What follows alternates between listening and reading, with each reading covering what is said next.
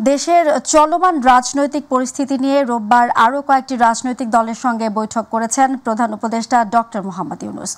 এদিন দুটি ভাগে অনুষ্ঠিত বৈঠকে রাজনৈতিক দলের নেতারা নির্ধারিত সময়ে সুষ্ঠু নির্বাচন, সংস্কার, ফ্যাসিবাদী অপরাধ ও গণহত্যার বিচার এবং চলমান রাজনৈতিক প্রেক্ষাপটে জাতীয় ঐক্য ধরে রাখার আহ্বান জানান। দুটি বৈঠকেই প্রধান উপদেষ্টার পদত্যাগের ভাবনার আলোচিত ইস্যুটিও আলোচিত হয়। সন্ধ্যা 6:45 প্রধান উপদেষ্টার বাসভবন যমুনায় বৈঠক শুরু হয়। প্রথম দফায় বৈঠকে বসেন অবসরপ্রাপ্ত কর্নেল অলি আহমেদ বীর বিক্রম, মাহমুদুর রহমান মান্না, সাইফুল হক, জুনায়েদ সাকি, হাসনাত কাইয়ুম, মুজিবুর রহমান মঞ্জু, মুজাহিদুল ইসলাম সেলিম, খালিকুজ্জামান ভুইয়া, টিপু বিশ্বাস, শেখ রফিকুল ইসলাম বাবলু এবং শহীদ উদ্দিন মাহমুদ স্বপন। দ্বিতীয় দফায় প্রধান উপদেষ্টার সঙ্গে বৈঠকে বসেন মাওলানা সাদিকুর রহমান, মাওলানা রেজাউল করিম, মাওলানা মামুনুল হক, মাওলানা আহমেদ আব্দুল কাদের, মাওলানা আজিজুল হক ইসলামাবাদী, মাওলানা মঞ্জুরুল ইসলাম আফেন্দি, নুরুল হক নূর, মাওলানা মুসা বিন ইজহার এবং মুফতি মাওলানা সাখাওয়াত হোসেন রাজি। বৈঠক শেষে বিভিন্ন রাজনৈতিক দলের প্রতিনিধিরা আলোচনার বিষয়বস্তু সাংবাদিকদের সামনে তুলে ধরেন। এ বিষয়ে কথা বলেন প্রধান উপদেষ্টার প্রেস সচিবও। এখানে আমরা বেসিক্যালি তিনটা পক্ষ মনে করি বা চারটা। একটা হলো অন্তর্বর্তীকালীন সরকার, একটা হচ্ছে প্রশাসন সহ পুলিশ সহ সেনাবাহিনী, এবং আরেকটা হচ্ছে আপনার আমাদের রাজনৈতিক দলগুলো, বিশেষ করে বিএনপি সহ অন্যান্য গুরুত্বপূর্ণ দলগুলো। এই গ্যাপটা দূর করার জন্য আমরা বলেছি যে আপনি সমঝোতামূলক ব্যবস্থা নেন।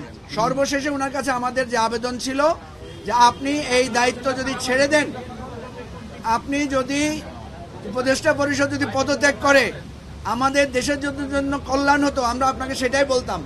প্রধান উপদেষ্টাকে অনুরোধ করেছি যে কোনো অবস্থাতেই পরিস্থিতি যাই হোক না কেন তিনি যেন মাঝপথে হাল ছেড়ে না দেন। প্রধান উপদেষ্টা আমাদেরকে ব্যাপারে আশ্বস্ত করেছেন এই সংস্কার প্রক্রিয়ার একটি পর্যায়ে নিয়ে দেশ এবং জাতিকে একটি গন্তব্য পর্যন্ত পৌঁছে দিয়েই তিনি তার দায়িত্ব ক্ষান্ত করবেন। এবং আজকে আমাদের সম্মানিত প্রধান উপদেষ্টা বলেছেন জুনের একদিনের পরেও এই সরকার থাকবে না 2026, এটা আপনারা নিশ্চিত থাকেন। 9 মাস হয়ে গেল, এখনো কেন মিথ্যা মামলাগুলো প্রত্যাহার হলো না? এটা আমাদের প্রশ্ন।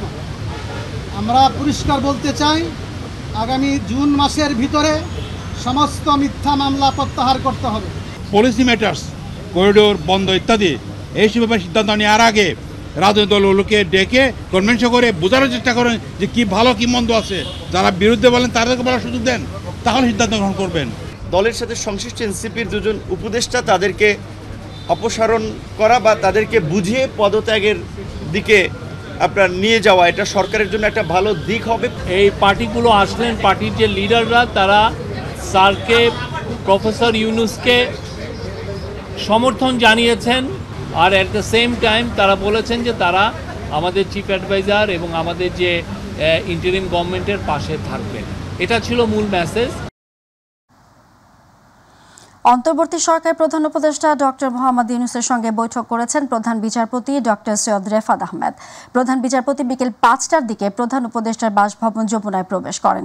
বৈঠক শেষে বিকেল 5:30টার দিকে তিনি যমুনা ত্যাগ করেন।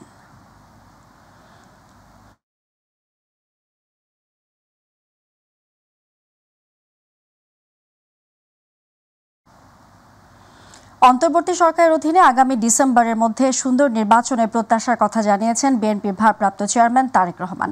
ডিপ্লোমা ইঞ্জিনিয়ার্স মিলনায়তনে এক আলোচনা সভায় যুক্ত হয়ে তিনি এসব কথা বলেন। এ সময় তিনি বলেন, সংস্কার একটি চলমান প্রক্রিয়া, এ সরকার জনগণের কাছে জবাবদিহিমূলক নয়, ফলে বিশৃঙ্খলা বাড়ছে।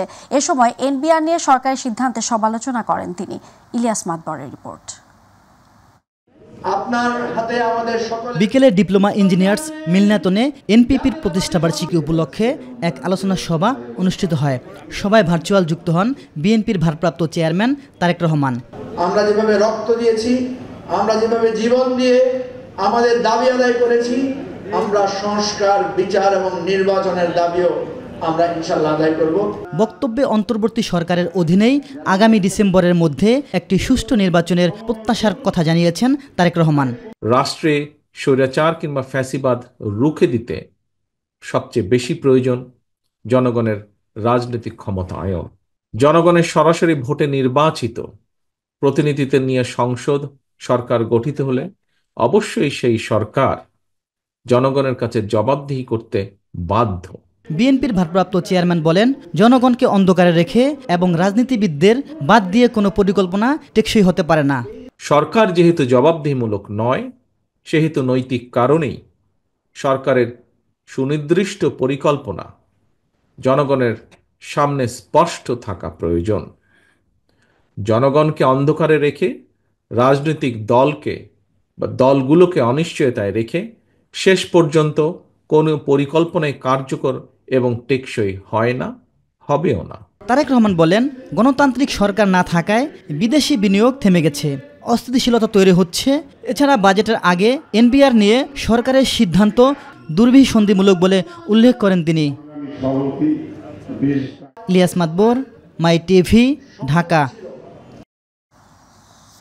বিএনপি আগামীতে দেশ পরিচালনায় গেলে স্বৈরাচার হয়ে যাবে এমন ধারণা যারা তৈরি করছে, তারা গণতান্ত্রিক ধারাবাহিকতা থেকে দেশকে দূরে রাখার চেষ্টা করছে বলে মন্তব্য করেছেন দলটির নেতারা। এ সময় প্রধান উপদেষ্টা ও অন্তর্বর্তী সরকারের কঠোর সমালোচনাও করেন তারা। রাজধানীতে পৃথক অনুষ্ঠানে বিএনপির সিনিয়র নেতারা এসব কথা বলেন। ইলিয়াস মাতবর আছেন আরেকটি রিপোর্ট নিয়ে। জাতীয় প্রেস ক্লাবে দেশ বাঁচাও বন্দর বাঁচাও আন্দোলনের উদ্যোগে চট্টগ্রাম বন্দরে নিউ মুরিং কন্টেইনার টার্মিনাল বিদেশিদের হাতে তুলে দেওয়ার ষড়যন্ত্রের প্রতিবাদ শীর্ষক এক সভা অনুষ্ঠিত হয়। সভায় অংশ নিয়ে বিএনপির স্থায়ী কমিটির সদস্য গয়েশ্বরচন্দ্র রায় বলেন, ক্ষমতায় থাকতে মৌলবাদীদের একসাথে করেছেন প্রধান উপদেষ্টা ডক্টর মোহাম্মদ ইউনূস। যারা প্রগতিশীল বাম রাজনীতি করেন, মৌলবাদী তারা তেমনই একই চারা। এটা ডক্টর ইউনূস সাহেব ডিবেট করে দিয়েছে, মৌলবাদীদের একখানে করে ফেলছে ক্ষমতায় থাকার জন্য। অন্যদিকে রাজধানীর সিলেট মিলনায়তনে এক অনুষ্ঠানে বিএনপির স্থায়ী কমিটির সদস্য ডক্টর আব্দুল মঈন খান বলেন, বিএনপি স্বৈরাচার হয়ে উঠতে চেয়েছে, অতীতে এমন কোনো রেকর্ড নেই। ভোট হয়ে গেলে বিএনপি চলে আসবে, ভয় পাওয়ার কিছু না। আরেকটি অনুষ্ঠানে যত দ্রুত নির্বাচিত প্রতিনিধিদের হাতে ক্ষমতা হস্তান্তর করা হবে, তত দ্রুত সমস্যার সমাধান হবে বলে মন্তব্য করেন বিএনপির স্থায়ী কমিটির সদস্য ডাক্তার এজেডএম জাহিদ হোসেন। যেগুলোর জন্য একটা সুষ্ঠু নির্বাচন দরকার, ওইটুকু করে যত দ্রুত জনগণের নির্বাচিত প্রতিনিধিদের হাতে দায়িত্ব হস্তান্তর করবেন। এদিকে জাতীয় কবি কাজী নজরুল ইসলামের সমাধিতে শ্রদ্ধা নিবেদন শেষে বিএনপির সিনিয়র যুগ্ম মহাসচিব রুহুল কবির রিজভী বলেন, কিছু উপদেষ্টা চলমান সংকটকে ঘনীভূত করার চেষ্টা করছেন। খালি নির্বাচন বললে তো হবে না, খালি নির্বাচন এটা একটা সরকারের উপদেষ্টারা কি করে এই কথাগুলো বলেন, তাতেই মনে হচ্ছে যে তারা অর্পিত দায়িত্ব তাদের যেটি, সেটা বাদ দিয়ে তারা যদি অন্য কোনো গভীর এজেন্ডা নিয়ে তারা কাজ করেন, তাহলে তো জনগণ সেটাকে কখনোই মেনে নেবে না। জাতীয় প্রেস ক্লাবে আরেকটি অনুষ্ঠানে বিএনপির ভাইস চেয়ারম্যান শামসুজ্জামান দুদু বলেন, 3 উপদেষ্টাকে বহিষ্কার না করলে সরকার প্রশ্নবিদ্ধ হবে। স্বচ্ছতা এবং নিরপেক্ষ নির্ধারণের জন্য যারা নতুন পার্টি করেছে তাদের কোনো প্রতিনিধি এই সরকারে থাকতে পারবে না। 2 জন প্রতিনিধির কথা সরাসরি বলেছে। আরেকটা লোক আছে যে বাংলাদেশকে বিক্রি করতে চায়, করিডোরের নামে যুদ্ধ বাঁধাতে চায়, বন্দর উন্নয়নের নামে বিক্রি করতে চায়। ইলিয়াস মাতবর, মাই টিভি, ঢাকা। জামায়াত ইসলামের আমির ডক্টর শফিকুর রহমান বলেছেন, ডিসেম্বর থেকে জুনের মধ্যে জাতীয় নির্বাচন চায় জামায়াত। প্রধান উপদেষ্টা চাচ্ছেন তার দেয়া সময়ের মধ্যে একটি স্বচ্ছ ও নিরপেক্ষ নির্বাচন।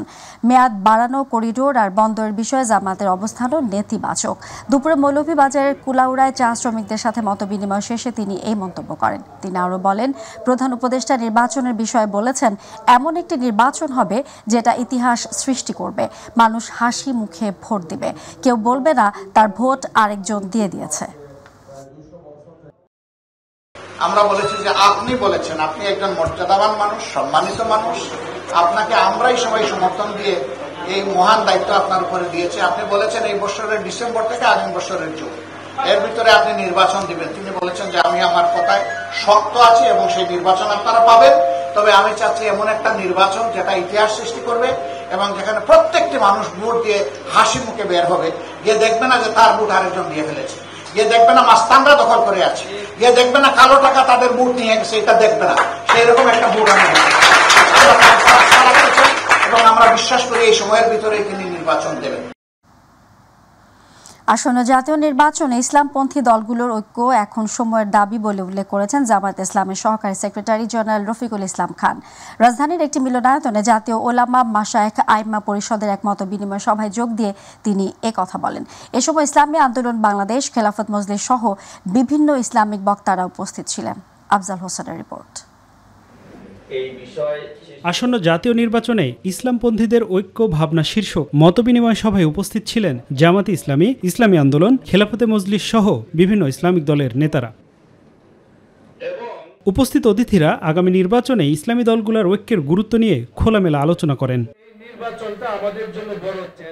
জামায়াতে ইসলামীর সহকারী সেক্রেটারি জেনারেল মাওলানা রফিকুল ইসলাম খান বলেন, চাঁদাবাজ, দুর্নীতিবাজ এবং দখলদারদের এদেশের মানুষ চায় না। ফ্যাসিবাদ বিরোধী যে আন্দোলন আমরা করেছি, এই আন্দোলনে ওলামায়ে কেরাম বাংলাদেশে ঐতিহাসিক ভূমিকা পালন করেছেন এবং ফ্যাসিবাদ বিরোধী আন্দোলনে সবচাইতে বেশি জুলুম নির্যাতনের শিকার হয়েছেন ওলামায়ে কেরাম। এই ফ্যাসিবাদের সাথে যারা জড়িত, শেখ হাসিনা সহ, এদের বিচার দৃশ্যমান করতে হবে। এদেশের মানুষ একটি দুর্নীতিমুক্ত সমাজ চায়, এদেশের মানুষ একটি দখলবাজ মুক্ত সমাজ চায়। এই দখলবাজ মুক্ত, দুর্নীতিমুক্ত সমাজ উপহার দেওয়ার মতো ওলামায়ে কেরাম ছাড়া আর কেউ নাই। কল্যাণমূলক মানবিক রাষ্ট্র গঠনে সবাইকে ঐক্যবদ্ধ থাকার আহ্বান জানিয়েছেন আলোচকরা। আমাদের এখানে সবচেয়ে বেশি বৈষম্যের শিকার হয়েছে, বঞ্চনার শিকার হয়েছে এবং নির্যাতনের শিকার হয়েছে ইসলামপন্থী শক্তি। আজ যদি বাংলাদেশের সর্বোচ্চ দেশপ্রেমিক আপনি শনাক্ত করতে চান, তাহলে ইসলামপন্থীদের চাইতে দেশপ্রেমিক আর কেউ বাংলাদেশে নাই। বিচার হতে হবে ফ্যাসিস্টদের এবং আপনার সংস্কার হতে হবে, তারপর নির্বাচন আপনি যুক্তিক সময় দেন। আফজাল হোসেন, মাই টিভি, ঢাকা। চট্টগ্রামে পথসভা করেছেন এনসিপির দক্ষিণাঞ্চলের মুখ্য সংগঠক হাসনাত আব্দুল্লাহ ও কেন্দ্রীয় যুগ্ম সদস্য সচিব ডক্টর তাসনিম জারা। সকাল ৯টা থেকে দক্ষিণ চট্টগ্রামের ৮ উপজেলায় পথসভা শুরু করেন তারা। সকাল ৯টায় কর্ণফুলী উপজেলার মজ্জা ট্যাগ থেকে শুরু হয় কর্মসূচি। এ সময় হাসনাত আব্দুল্লাহ বলেন, অতীতের সব অনাচার দূর করে নতুন বৈষম্যহীন বাংলাদেশ গড়তে চায় এনসিপি। পুলিশ ও প্রশাসনকে যেন আর লাঠিয়াল বাহিনী হিসেবে ব্যবহার না হতে হয়, সে উদ্যোগ নেওয়া ও বাংলাদেশের আকাঙ্ক্ষা বাস্তবায়ন হয় এমন সংবিধান তৈরি করতে হবে বলে জানান হাসনাত আব্দুল্লাহ।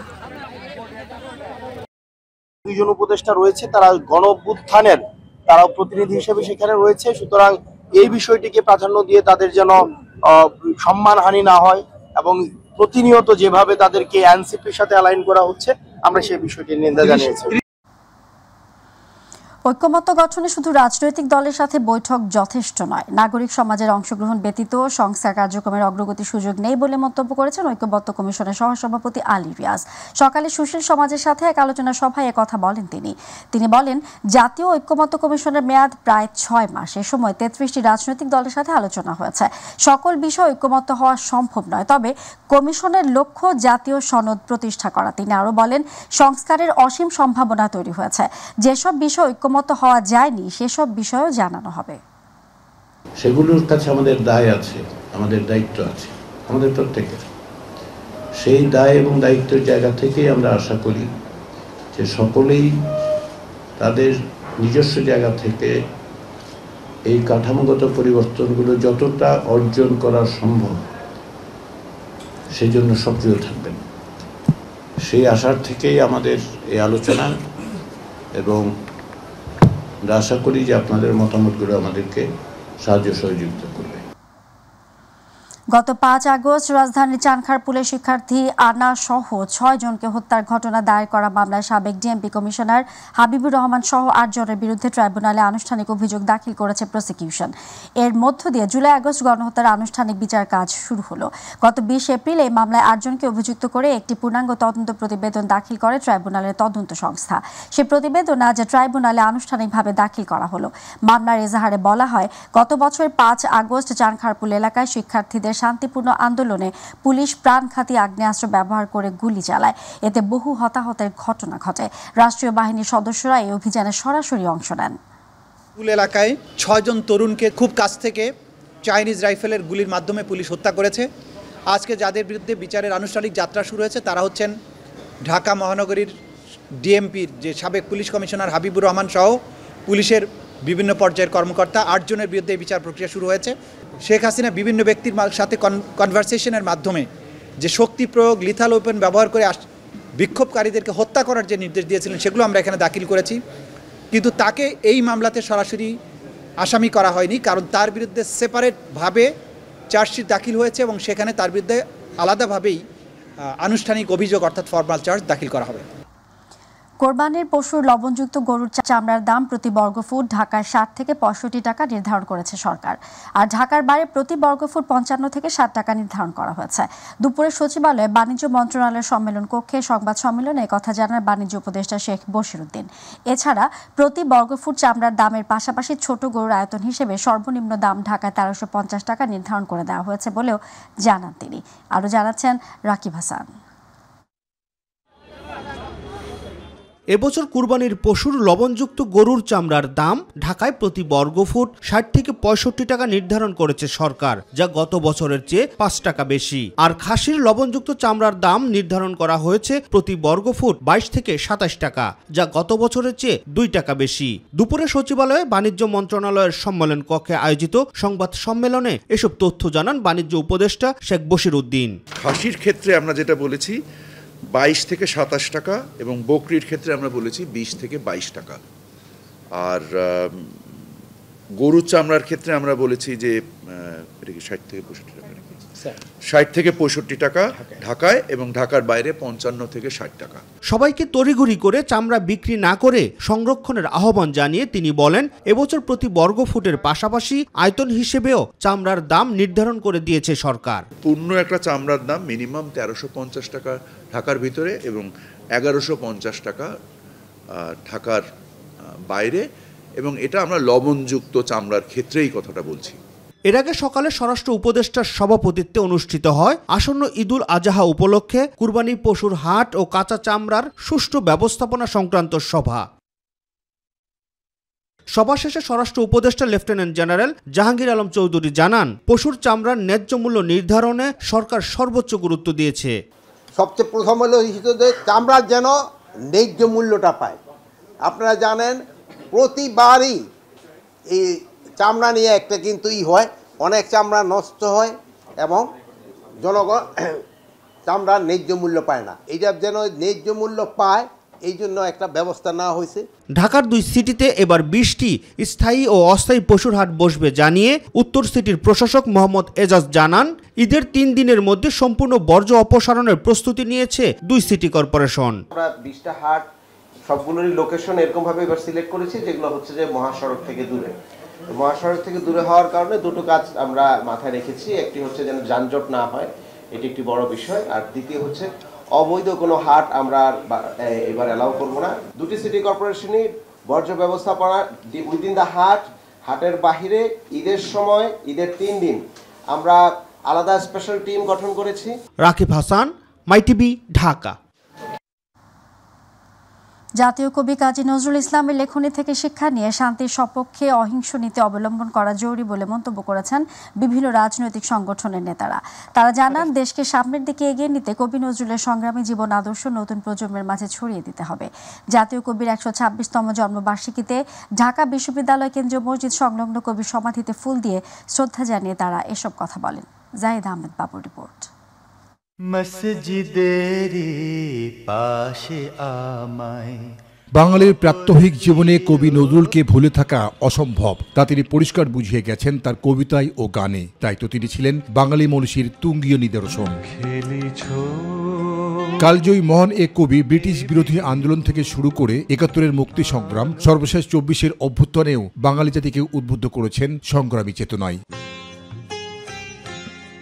জাতীয় কবি কাজী নজরুল ইসলামের 126তম জন্মদিনে তার সমাধিতে শ্রদ্ধা জানিয়ে এসব কথা বলেন বিভিন্ন রাজনৈতিক, সামাজিক ও সাংস্কৃতিক সংগঠনের নেতারা। আমাদের প্রতিটি পদক্ষেপ, আমাদের প্রতিটি মিছিল, আমাদের প্রতিটি স্লোগান নজরুল আমাদেরকে প্রভাবিত করবে। তারা মনে করেন, দেশকে সামনের দিকে এগিয়ে নিতে কবি কাজী নজরুলের সংগ্রামী জীবন আদর্শ নতুন প্রজন্মের মাঝে ছড়িয়ে দিতে হবে। আমাদের এই মহান কবি তার বিভিন্ন লেখাতে এবং তার জীবনের যে আলেখ্য তার দ্বারা তিনি সেটি প্রমাণ করেছেন। আর জাতীয় কবি কাজী নজরুলের লেখনী থেকে শিক্ষা নিয়ে শান্তির সপক্ষে অহিংস নীতি অবলম্বন জরুরি বলে মনে করেন কেউ কেউ। অন্যায়ের বিরুদ্ধে দাঁড়াবার বোধ, সাম্যের বোধ, নিপীড়নের বিরুদ্ধে কথা বলবার রোধ, এই সব কিছু যদি শিখতে চাই নজরুলের কাছে যেতে হবে। এ সময় কবি নজরুলের নামে ঢাকা বিশ্ববিদ্যালয়ে হল প্রতিষ্ঠা করার পাশাপাশি কবির গান ও কবিতা জাতীয় পর্যায়ে সরব রাখার আহ্বানও জানান কবি নজরুল ইসলামের পরিবার ও ঢাবির উপাচার্য। আমার দাদার প্রতি শ্রদ্ধা ও সালাম জানাচ্ছি। ছোটবেলা থেকে তার সাথে মানুষ হয়েছি, বড় হয়েছি, তাকে ধারণ করেই আমরা এই পর্যন্ত এসেছি।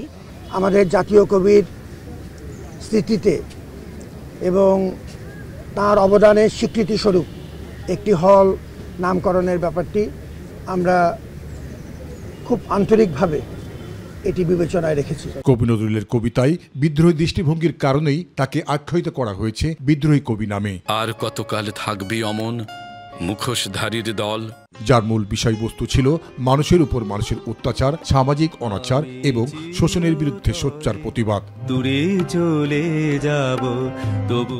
বিভিন্ন আন্দোলন সংগ্রামের অগ্নিঝরা লেখক কবি কাজী নজরুল ইসলাম সাহিত্যের গোড়া থেকে শেষ পর্যন্ত দেখতে চেয়েছিলেন সমাজ পরিবর্তনের। তিনি সমাজ পরিবর্তন না দেখতে পারলেও তার প্রেরণা বাঙালি জাতিকে করবে সবসময় উজ্জীবিত। দ্রোহের কবি কাজী নজরুল ইসলাম বাঙালি জীবনে সবসময় প্রাসঙ্গিক। জাতীয় কবির ১২৬তম জন্মদিনে কবির সমাধিতে ফুল দিতে এসে এমন অভিব্যক্তি প্রকাশ করলেন নজরুল অনুরাগীরা। জাহিদ আহমেদ বাবু, মাই টিভি, ঢাকা। দর্শকের পর্যায়ে রয়েছে বাণিজ্য সংবাদ।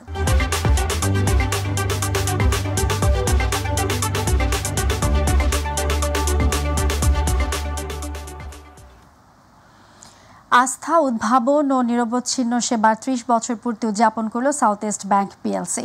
১৯৯৫ সালে যাত্রা শুরু করা ব্যাংকটি ৩ দশকে রূপ নিয়েছে একটি আধুনিক ভবিষ্যৎমুখী আর্থিক প্রতিষ্ঠানে, যা দেশের অর্থনীতিতে রাখছে উল্লেখযোগ্য ভূমিকা। ৩০তম প্রতিষ্ঠা বার্ষিকী উপলক্ষে শনিবার রাজধানীর বাংলাদেশ ঋণমন্ত্রী সম্মেলন কেন্দ্রে আয়োজন করা হয় এক বর্ণাঢ্য অনুষ্ঠান। এতে প্রধান অতিথি ছিলেন আর্থিক প্রতিষ্ঠান বিভাগের সচিব নাজমা মোবারক। বিশেষ অতিথি ছিলেন বাংলাদেশ ব্যাংকের ডেপুটি গভর্নর মোহাম্মদ জাকির হোসাইন চৌধুরী। অনুষ্ঠানে সভাপতিত্ব করেন ব্যাংকের চেয়ারম্যান এম এ কাশেম। অনুষ্ঠানে বক্তব্য দেন ভাইস চেয়ারপারসন রেহানা রহমান এবং স্বাগত বক্তব্য দেন ব্যবস্থাপনা পরিচালক চলতি দায়িত্ব আবিদুর রহমান চৌধুরী। অনুষ্ঠানে ব্যাংকের পরিচালনা পর্ষদ, বিশিষ্ট গ্রাহক, শিল্প, সাহিত্য, প্রশাসন ও বাণিজ্য খাতের ব্যক্তিবর্গ সহ সমাজের নানা স্তরের প্রতিনিধিরা উপস্থিত ছিলেন।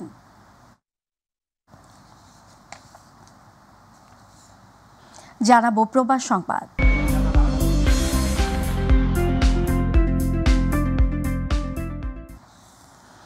মালয়েশিয়া চলন্ত বাসে নারীকে শ্লীলতাহানির অভিযোগে এক বাংলাদেশি যুবককে আটক করেছে দেশটির পুলিশ।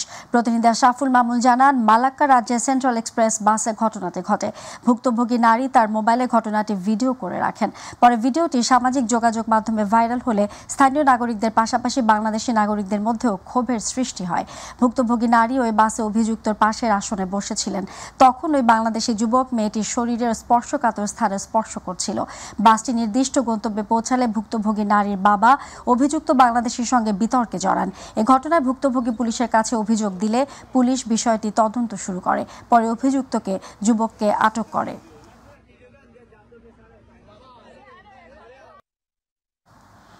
সৌদি আরবের সঙ্গে বাংলাদেশের ব্যবসা বাণিজ্য ও বাংলাদেশে সৌদি বিনিয়োগ বৃদ্ধিতে Jeddah chamber of commerce and industry প্রতিনিধিদের সঙ্গে বৈঠক করেছে জেদ্দা কনসুলেট।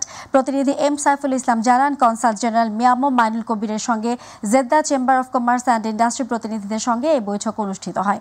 বৈঠকে জেদ্দা চেম্বারের ভাইস চেয়ারম্যান রাইম ইব্রাহিম আল মুদাইহিম, ভাইস চেয়ারম্যান ইমাদ মোহাম্মদ আল আবৈদ এবং চেম্বার প্রতিনিধিরা অংশগ্রহণ করেন।